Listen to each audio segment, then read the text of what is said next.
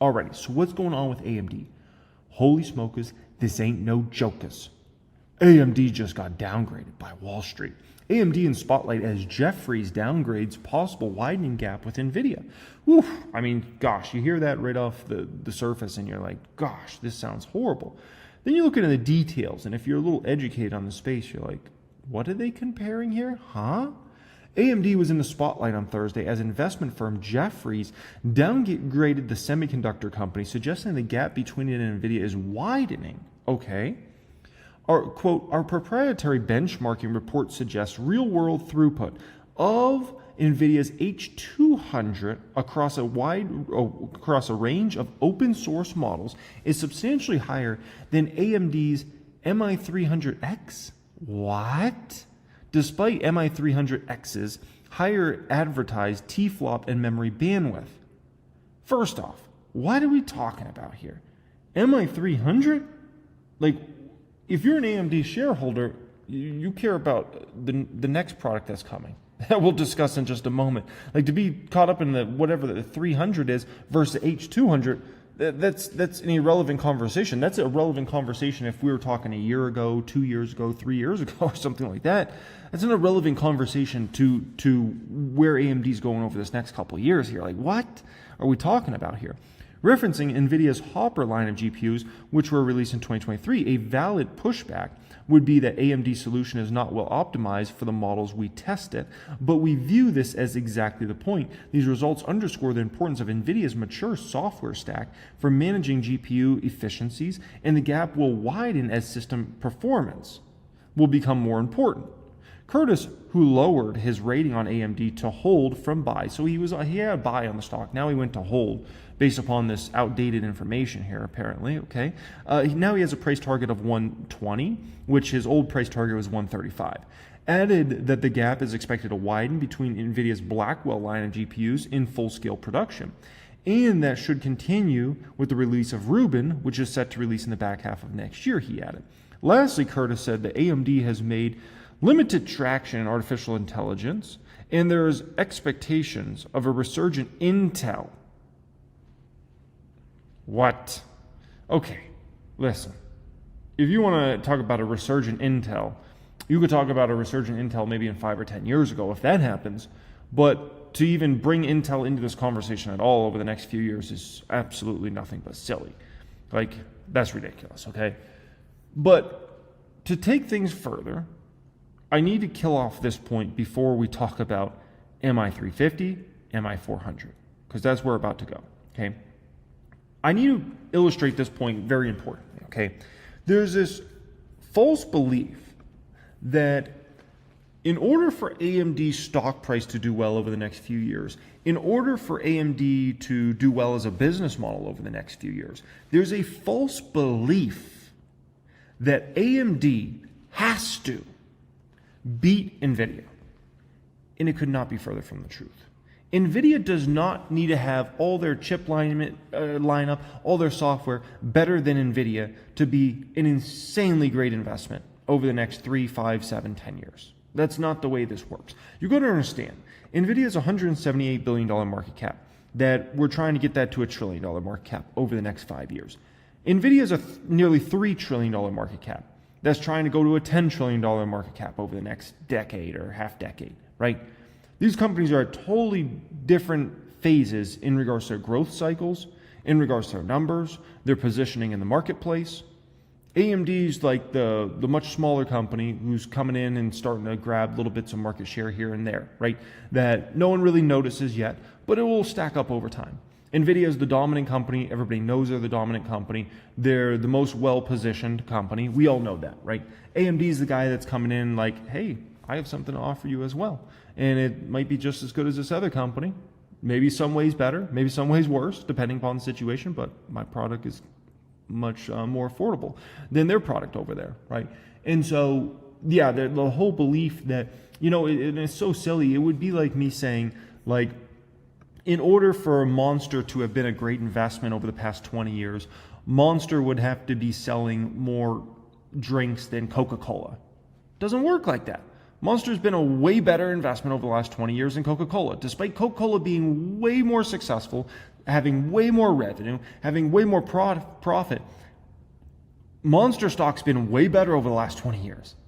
And then I could take it a step further and say, well, that means Celsius can't be a great investment over the last 5 years because Monster's going to do way more revenue, so Monster's winning. Also, totally false. Celsius stock has massively outperformed Monster stock over the last 5 years, despite Monster winning. Monster does way more revenues and way more distribution, way more profit than Celsius, and Celsius returns have dwarfed Monster. So it's not how it works, man. Like people that think like, oh, this one company has to win and this company has to lose. No, AMD does not need NVIDIA to lose in order to win. Not the way this works at all. And it's never been the way this works. If you look at the last 10, 15 years of AMD stock and NVIDIA stock, right? Like, gosh, they both have come a long way. Look at where NVIDIA's market cap was 10 years ago. Look at where AMD's market cap was 10 years ago. Did one company have to lose for the other one to win? No, they both won. And I wouldn't be surprised if they both continue to win over the next decade. And you'll look at the next 10-year performance, and my guess is AMD is going to have vastly superior returns than NVIDIA over the next 10 years. And that's fine. But that does not mean NVIDIA lost. Okay? Just like for Monster to win doesn't mean Coca-Cola has to lose. For Celsius to win, it doesn't mean Monster has to lose. Right? Just because Costco's successful doesn't mean Walmart's not successful. And just because Walmart's successful doesn't mean Costco's not successful. You say, well, they both sell toilet paper, they both sell paper towels, and they both sell drinks and food. And well, there's enough to go around. There's enough to go around. Okay? So that's the first important point. The second important point that I need to take apart in regards to this analyst here is MI350, AMD's next generation AI accelerator series, expected to launch. Is honestly probably launching right now, and they're probably getting that into some more customers' hands right now, and will be in mass likely over the summertime and then into the fall time, right? Featuring CDNA 4 architecture, 3 nanometer process node, up to 288 gigabytes of HBM3E memory, aiming for a 35-fold improvement in AI inference. Remember, there's a difference between training and inference, right? Training's been what has been super important the last couple of years here. Inference is what arguably is going to be a lot more important over the next decade, okay? Performance compared to the MI300 series. A 35-fold improvement in AI inference. Now think about that for a moment, right? We're not talking about a slight, like, ooh, the chip's going to be a little bit better than the old one. Like, ooh, it's a little bit, no. 35-fold improvement, you got to be flipping my flapjacks. Not a small improvement, right? And so when we're comparing anything to the MI300, I think it's just silly in my personal opinion. You like the 350 is what everybody's ordering right now, what all the big customers are ordering, and that's where we're going to see AMD's revenue take off starting this summer and then into the fall time and winter time. And so like anything comparing MI300 is just old news. That's old news, man. And then we're moving on to MI400. AMD also plans to launch the MI400 series in 2026, which will feature CDNA next architecture, right? And MI400 should flip everybody's flapjacks even a lot faster than obviously the 350 series is, right? And so that, in my opinion, is what we really need to be focused on here, not the 300 series. Like if they were talking about this a year ago or 9 months ago, like I'd be like, okay, like that makes sense. They're talking about that right now. But to be doing any tests on 300 series now, when we're already onto the game of 350, come on, man. Well, you're way behind in regards to that, right? Now, additionally, remember, we just are about to exit inning one of AMD getting back to growth, right? The company had basically no growth for a long time. We just are about to exit inning one of getting this company back to growth. We're about to go into inning two. And inning two is going to be substantial. We're talking revenue is going to start going up by the billions of dollars on a year-over-year basis. We're talking about growth rates are going to accelerate massively. And so the next several years are going to be very fun in regards to AMD stock. And so, the moral of the story is here in regards to AMD is right now, this stock is an incredible buy. Incredible buy. For anybody that has a multi-year outlook, right? If your outlook is the next 3 weeks, the next 3 months, who knows where AMD goes? Who knows where the market goes and Trump tariffs and blah, blah, blah, right? And what analyst is going to come out and downgrade AMD tomorrow. But over the next 3 years, I like AMD and I like their prospects. And I think they're looking really good. And I think we'll look back and there'll be a lot of investors that made tens of thousands, hundreds of thousands, or even millions of dollars in the stock. We'll see. Maybe I'm wrong and Lisa Su fails and just can't get it done. But based upon the products I'm seeing, based upon how I see the acquisitions they've done recently, everything's coming together here. And the best part is the story is only going to get better, in my opinion, when it comes to AMD over the next several years. Like, it's just going to get more exciting. Like, and then you're going to get it. Eventually, you'll get to a period of a hype cycle around AMD. And things can turn fast in the stock market. Like, you could get in that hype cycle a year from now. It's not like you got to wait 10 years for it getting. I wouldn't be surprised if, once AMD starts posting some crazy numbers, probably this summer and then into the fall, don't be surprised if a hype cycle starts in AMD. And by that time, stock's long gone, right? Never mind if you're back into a risk-on market at that particular time, which there's a decent probability we could be back into a risk market at that. Oh my gosh, you'd be flipping my flapjacks there, right? How would you like access to all my best course curriculums? My Becoming Master of the Stock Market course, my Stock Market Investing Mastery course, my Stock Options Mastery course, my Millionaire Playbook. How would you like access to all my best courses, as well as the ability to have access to my 6 and 7 figure plus Discord community, where we're constantly keeping in touch with each other, talking about what's going on in the market? How would you like exclusive weekly videos from me? How would you like the ability to see what stocks I'm buying and selling in my $2 million plus Fidelity account? If that all sounds pretty interesting to you, apply to join my private group. That is going to be linked in the description area down there. You can click on that, fill out an application, and go ahead, hop on a call with Andre. Andre will walk you through the whole process. He'll walk you through the whole group, and you can go ahead and join us in there. Once again, the link for that is in the description area. Alrighty, let's go ahead and get into this. Strat Capital, as well as a CNBC contributor. At the time, I think you were talking about some of the people that work in your shop too, some of the technical people, and you were of the view that we were at least close to making a bottom. And off camera, we were talking, I said, maybe in terms of timing, it was about a month early, but in terms of how far the markets actually went down, you're not off by that much. I think the SP was down about 6%. Now, looks like it's be, if it opens where it is right now, it'll be in correction territory again, down 10. But you have the same kind of feeling for this week that some of the underpinnings are in for a real bottom, for a tradable bottom or a real bottom? Yeah, I mean, both. I mean, obviously it doesn't feel this way because over the weekend futures came under pressure. Very important right there. A lot of people will just miss that. This gentleman just asked Tom Lee, tradable bottom and real bottom. And what did Tom Lee just say? He said both. So that means Tom Lee believes this week we hit a true bottom for the stock market, not just like a 1 week bottom or something like that. No. Like we start to head up from here essentially. We know markets are really oversold. We know that investors have had a lot of de-risking. And this week, I think into April 2nd, investors have three things on their minds. One is they just don't know what the tariffs look like. They don't know if it's going to damage the economy. And I think third, many are just a little terrified of the policies of the White House. But post Wednesday, I think markets are going to have some visibility, and that allows us to take some of the selling pressure off. So I think it's possible that instead of us breaking down here and seeing markets under further pressure, we're actually got the right pieces buy for a bottom. into this without knowing what's on the other side of it?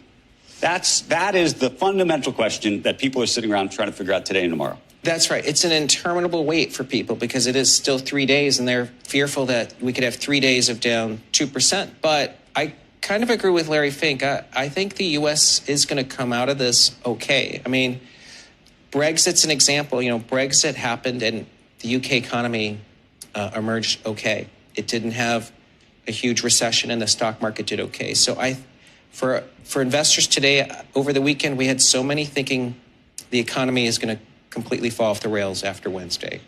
Well, people are starting to say slowing growth and persistent inflation. So you put those together and you get the is stagflation. Yeah, that's death for. Yeah. I mean, there's a lot of distortions of the economy now, right? Because we know people are buying cars and wine ahead of tariffs, and that's creating inflation. Hopefully they're not doing it the same, cars and the wine. Do you think it's pushing up our growth numbers that we're seeing at this point between retail sales and other places, or is that too small to distort things on that great of a level? I think it's possible economists are only dialing in the negative consequences so far, but not the positive, because rates are down and gasoline's down, and there could be some pull forward of demand. So we might end up having better growth, so less stag, and maybe the inflation stuff is more distorting, and so it's not as stagflationary. You've had some of your recent calls that turned out to be prescient bullish calls had to do with inflation not being as bad as people feared.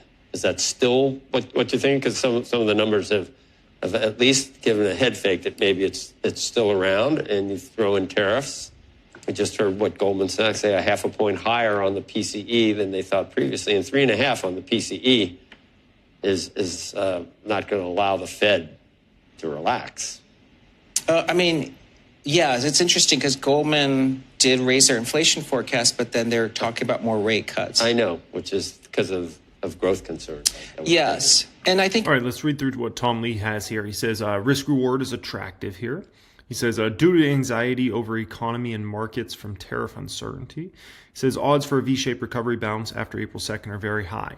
What are my thoughts on this? So my belief is it's definitely very possible. I'll be completely honest with you guys. And I've always felt like, March felt like a bottom for the market. As long as the April 2nd is as scary as people thought or less scary. Now, if it comes out and it's some, Trump just goes crazy with things and it's like no one saw this coming, then the market could be in more trouble. But as long as a scenario plays out where things are as bad as expected, which people are already expecting a lot of drama, a lot of bad stuff. Obviously, that's baked in why the NASDAQ. The NASDAQ as of this morning from the recent highs was down over 15%. Over 15% from recent highs, right? That's a lot of bad news baked in there. So as long as when the tariff stuff comes out April 2nd, it's kind of what was expected or even a little better than expected, V-shaped recovery will be there and it'll be coming. But if for whatever reason it comes out way scarier, way worse, like just people are like, oh my gosh, it's going to be devastating, then that's a whole different scenario, right? But I think there's a lower probability that I think there's probably about a 75% probability we can call it on things being kind of expected, as expected, or less than expected. And I would put it at odds, I live in Vegas, we put odds on everything. I'd put it only about a 25% probability that Trump just goes way more insane with everything than what people are anticipating as of right now, okay?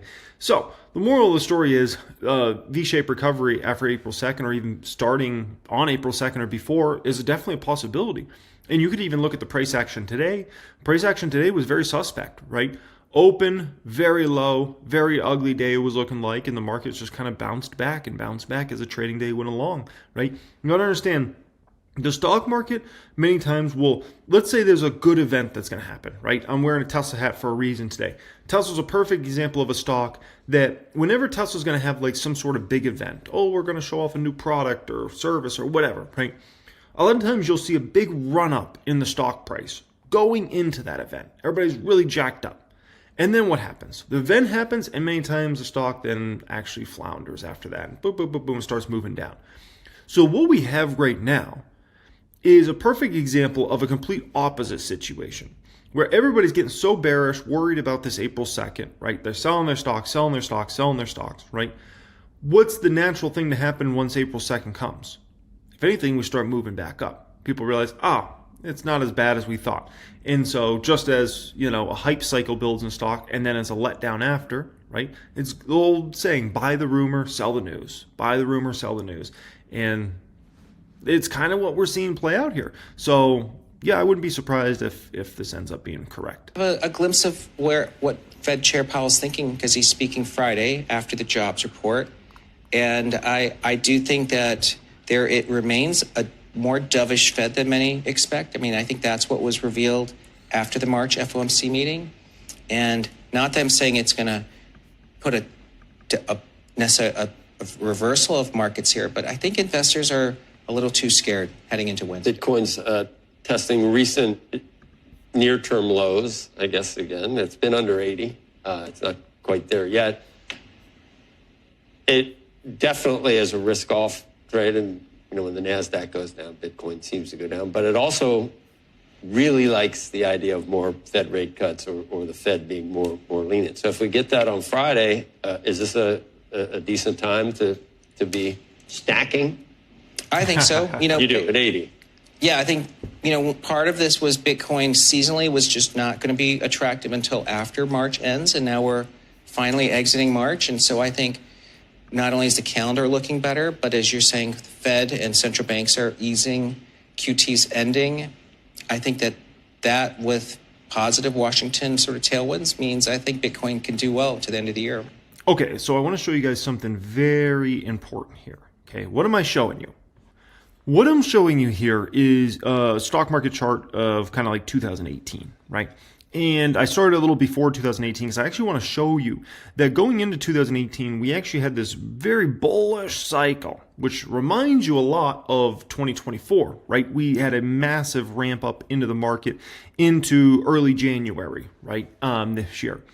And then we had a big downfall for the market, followed by a bounce back, followed by another downfall. This downfall was not as vicious, though. And then we had an absolute rip your face off rally in the spring and the summertime. Not up in a straight line. There was plenty of volatility along the road, but it was a ripper rally, right?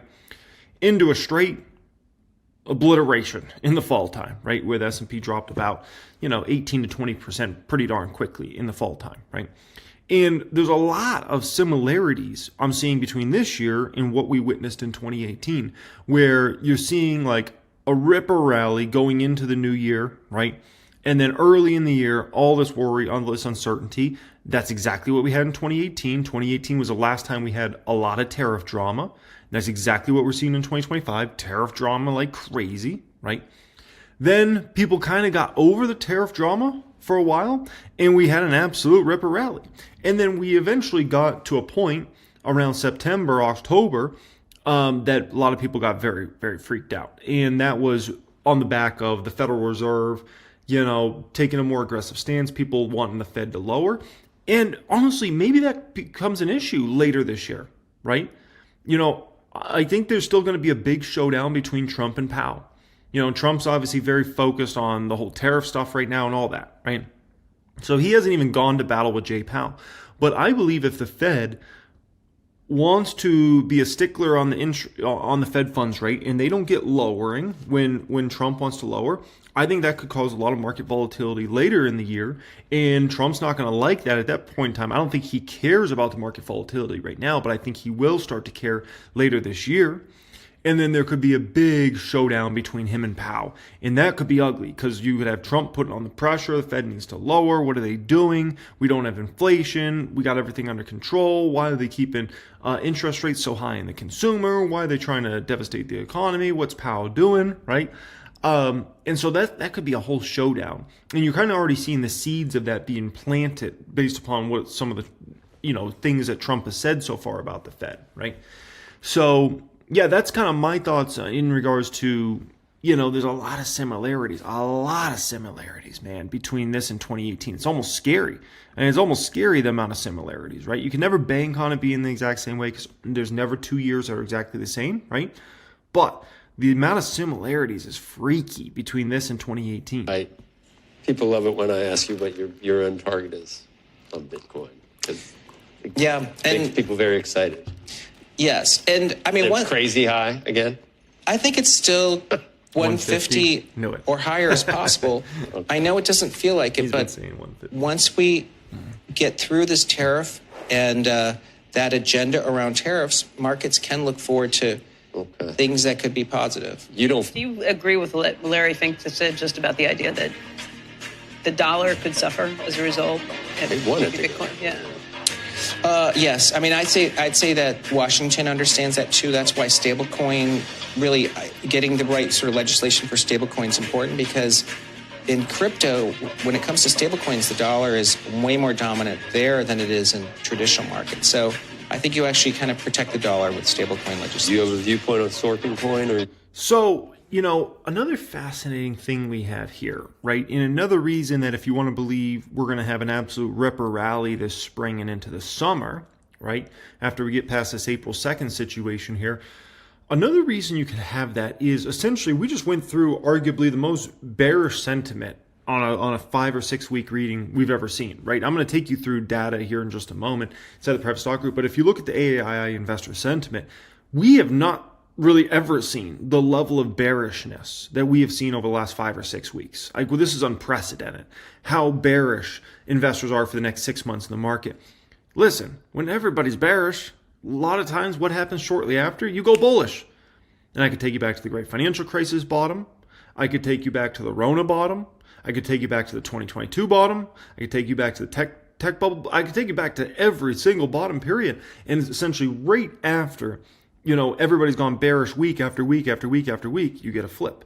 And then all of a sudden, more and more folks start to turn bullish and bullish and bullish, and it starts to get harder and harder to get sell-offs, right? So the whole ripper rally in the spring and summer, definitely a possibility. As a buyer of stocks, kind of hope it doesn't happen, but I've got to be honest, I think there's a much higher probability it does happen than it doesn't happen.